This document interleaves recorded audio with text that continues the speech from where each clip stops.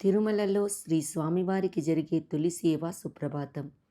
శయనమండపములో పట్టుపానుపుపై శయనించి ఉన్న శ్రీనివాస ప్రభును మేల్కొల్పడాన్ని సుప్రభాతం అంటారు.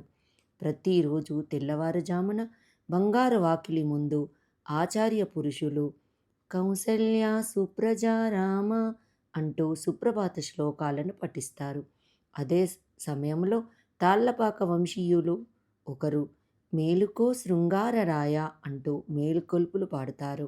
సంస్కృతంలో సుప్రభాతం అంటే శుభోదయం అని అర్థం.